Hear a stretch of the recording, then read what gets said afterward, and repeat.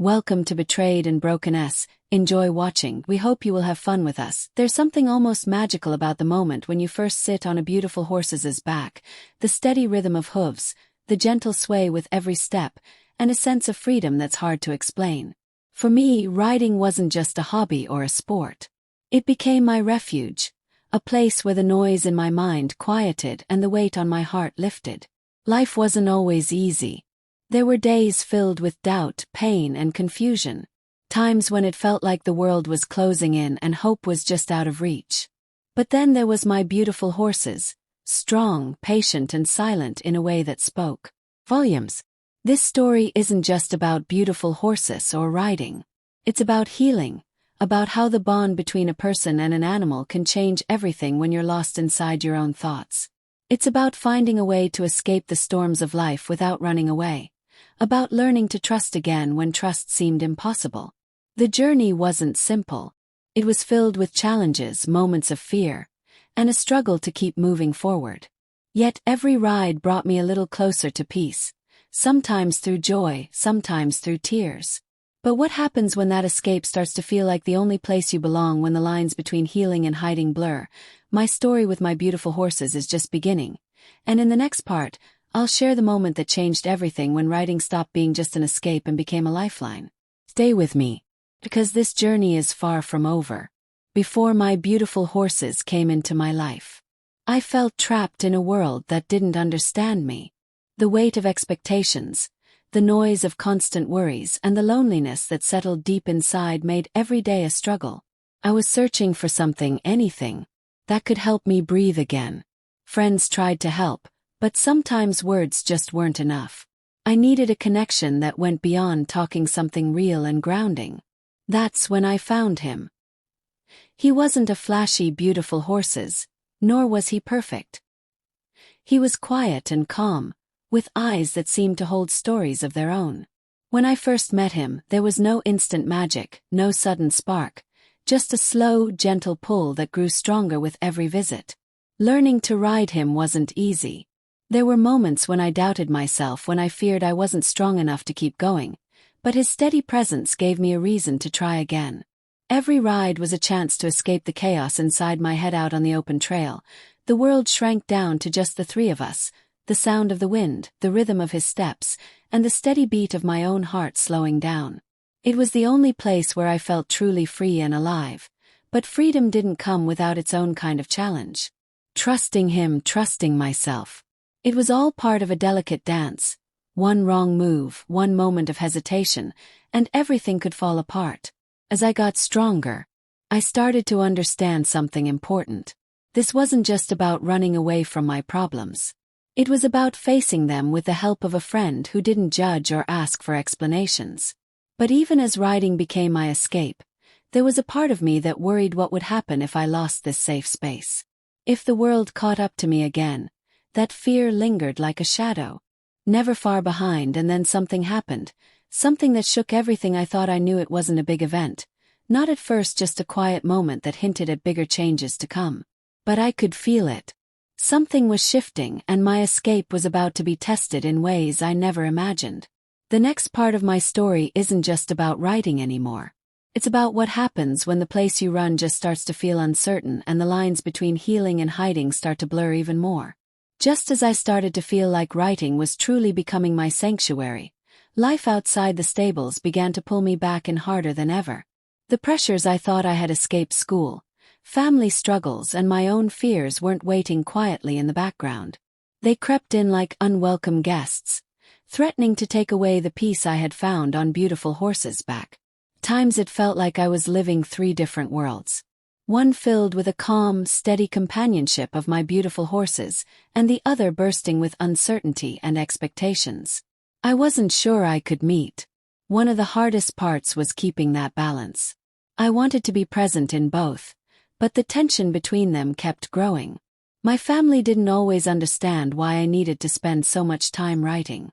You should focus on your studies, they'd say, or you can't just run away every time things get tough. Their words, though well-meaning, sometimes made me feel even more isolated. The more I tried to explain how writing helped heal my mind and soul, the more it seemed to widen the gap between us. Meanwhile, at the stable there were new challenges too.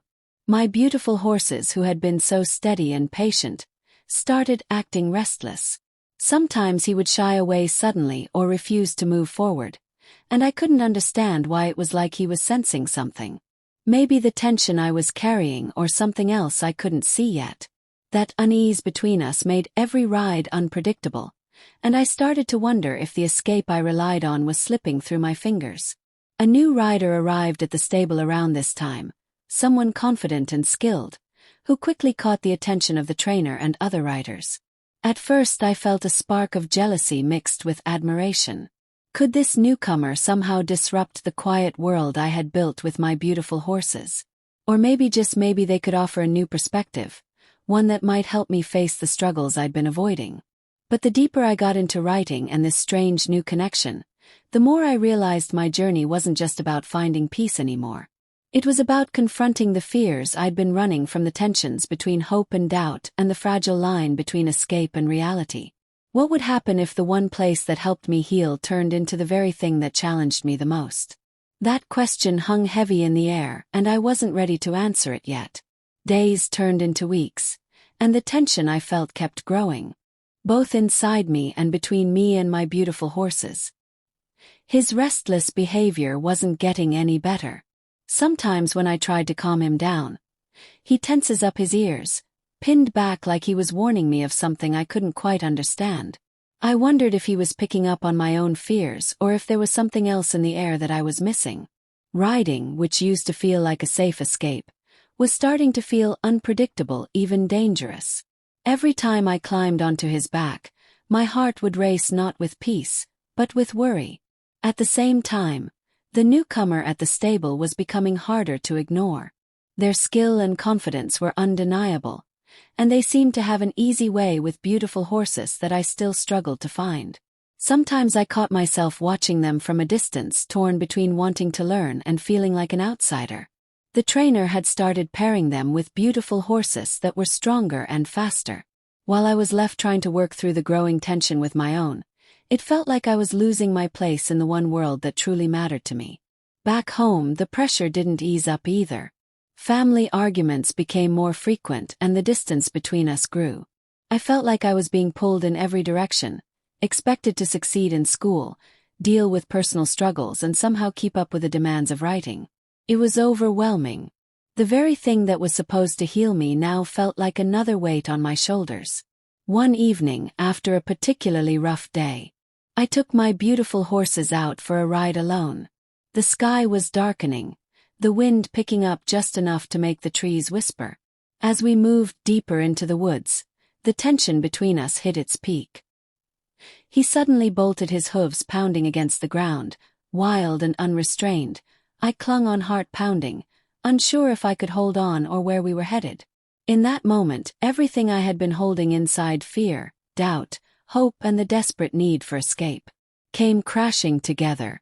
It was the breaking point, the moment when I realized that Rid wasn't just about escaping anymore. It was about facing something much bigger, something I couldn't run from. But what that something was, I still didn't know. And as the wind held around us, I wondered if I was ready for what came next.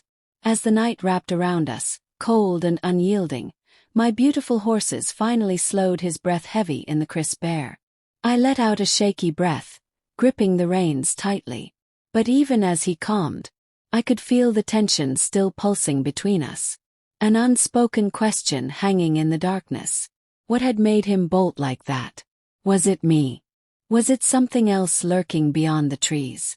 My mind raced, unable to settle on any answer. All I knew was that the safe haven I thought I had found was more fragile than I ever imagined. The next morning, when I returned to the stable, something unexpected greeted me. A note slipped under my tackroom door. It was from the new writer, the one who had seemed so distant yet so skilled. The note was simple but unsettling. Not everything here is what it seems. Trust your instincts, or you might lose more than just your ride. I read it over and over, heart pounding. Was this a warning, a challenge, or something darker that day, as I watched the new rider handle their beautiful horses with ease? I noticed something strange. They weren't just confident.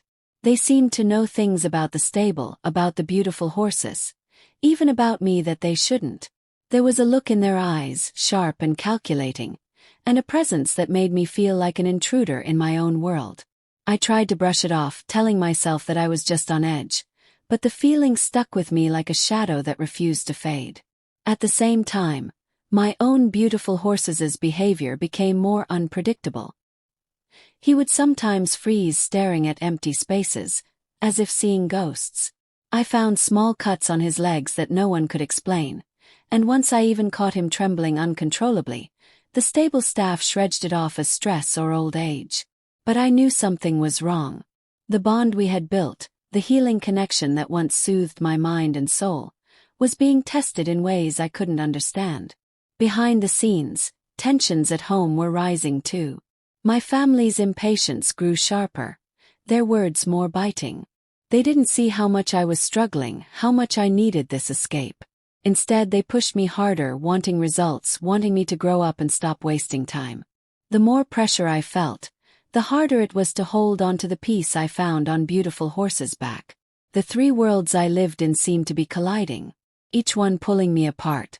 One evening, as the sun dipped low, I overheard a conversation in the barn that stopped me cold. The new rid was speaking quietly with a trainer, their voices tense, urgent. I couldn't catch every word, but the words sell, move and danger stood out clearly. My heart sank. Was the stable at risk? Was my beautiful horses in danger of being taken away, or worse?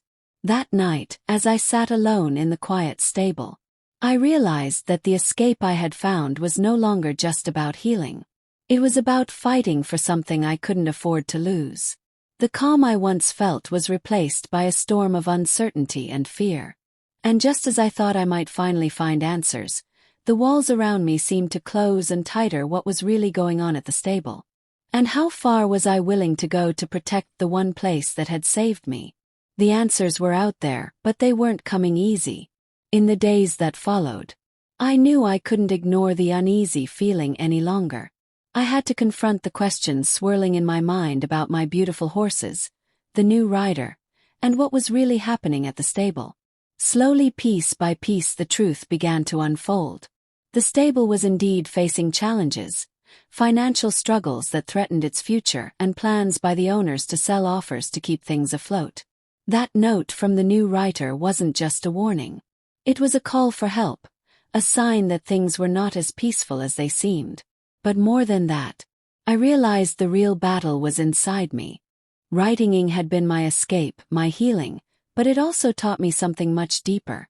It showed me the importance of facing fears head-on, of trusting not only in my beautiful horses, but in myself.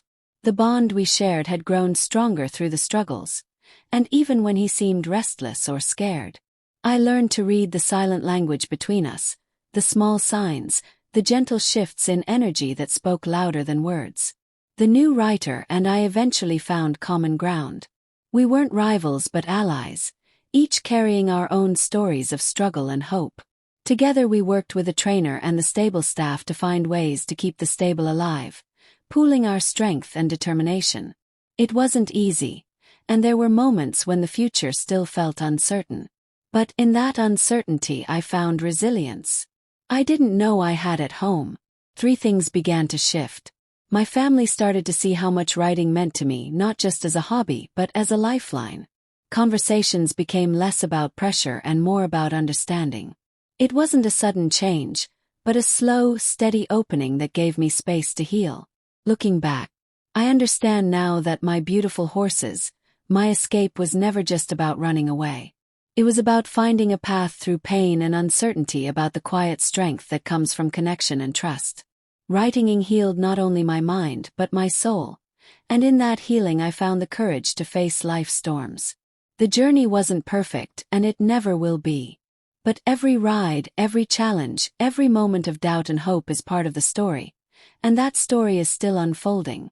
One step, one hoofbeat at a time. Don't forget to subscribe to the channel, like, and leave a comment. If you enjoyed this story, this will help us create even more exciting stories just for